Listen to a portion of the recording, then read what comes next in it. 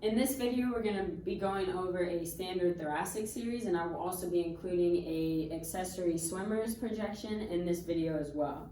So when we go to take thoracic radiographs, we're going to take an A to P and a lateral view. For these, for the A to P, this is our 7x17 cassette. This is specifically for doing the thoracic spine. You are allowed to go ahead and use a 14x17 for this view as well. The biggest thing that you have to remember, if I use a 14x17 or the skinnier one, it's a little easier to remember with the skinnier one because you know your cassette's very thin. You have to collimate horizontally to 7 inches. When we go ahead and set this up, our ID blocker needs to go down to prevent superimposition over the long apices. So I'm going to go ahead and we're going to slide this all the way in. Again, small lever first and then the longer lever. I'm going to position Skelly in an A to P position. My FFD will be 40 inches. There's no tube toe on this view. Unlike the cervical series where we put our central ray on our patient in the anatomically correct position, and for this case, we're going to take the top of our cassette. Now make sure that you use the top of your cassette, not the top of the bucky, because that is about 1 inch to 1.5 inches difference. So that would not be correct to go ahead and set it up. But I want to be 2 inches above T1.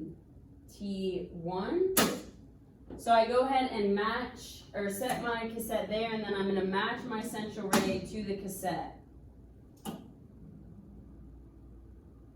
So right there. Vertically, you can go ahead and go to 17 inches.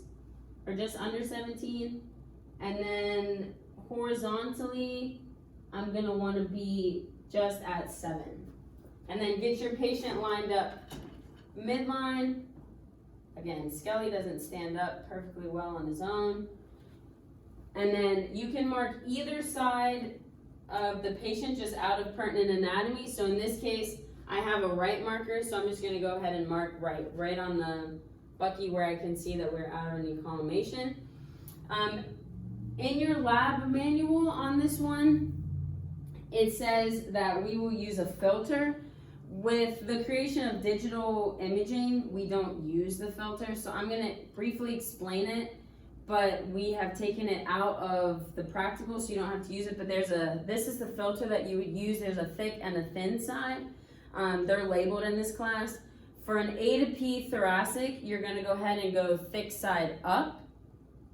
And it would be in the upper half of the collimation field. So if you were going to use it, you would place it right here. And it just accommodates for the thickness of the patient because we're so much, kind of wider and thicker up here than we are down here sometimes.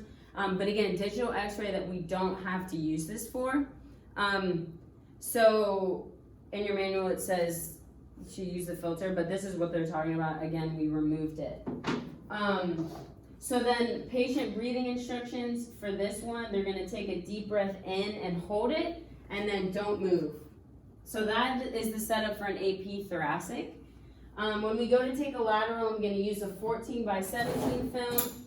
You want your ID blocker to be anterior to the spine because I don't want any superimposition over the spinous processes. So there my ID blocker happens to be down, and if I have Skelly turned towards me, then it's anterior to the spine. If I put it in here and my ID blocker was upper right, then Skelly would have to face the other way. So in this case, we're going to go ahead and lock that in. Small lever first, then long lever. I will turn Skelly towards me. On this one, we're going to do just under film size for both. So I can widen that slightly. Again, I set the top of my film 2 inches above T1, and then I align my central ray to that. It's in the same position that it was because I previously set up the AP thoracic first. Now, when we go to take this view, the patient's arm position is going to be up in front of them with their elbows touching. Not everybody's elbows can touch, but have them get as close as they can. So this is the position. That way it removes the humerus and the humeral head out of line of the thoracic spine, so nothing's covering it up.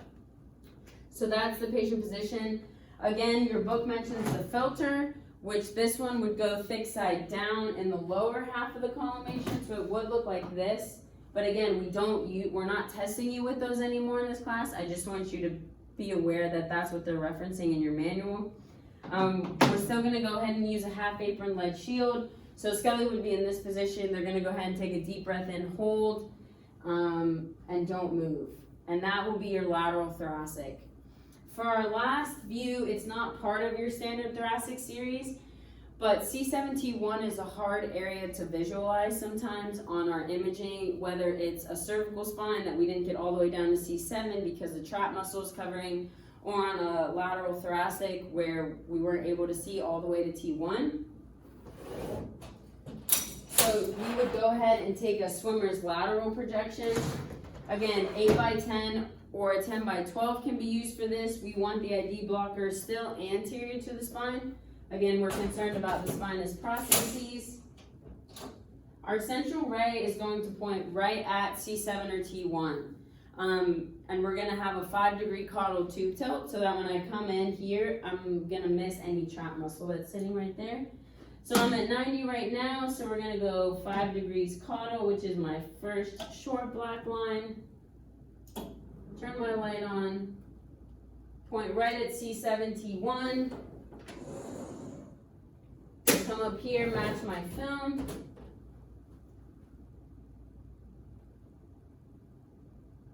Collimate just under film size. Again, I want to mark the shoulder that's closest to the bucky. So in this case, that's Skelly's right. And then the last step is that we're going to put the patient's arm closest to the bucky right over their head. Again, Skelly's arm doesn't stay, but if I took Skelly's position, I would be standing just like this. So this part of my body is going to be closest to the bucky. Again, that just removes the humeral head from being out of the way. And if forever somebody forgot to put a Mitchell marker on the film, if I knew what side of the what humerus was up, then you could know if this was right or left. But again, it's just a lateral view. So final position would be Skelly right here. Don't breathe, don't move. My Mitchell marker is on my bucky outside of the collimation. So that video goes over our standard thoracic series, and then the accessory view would be a swimmer's lateral projection.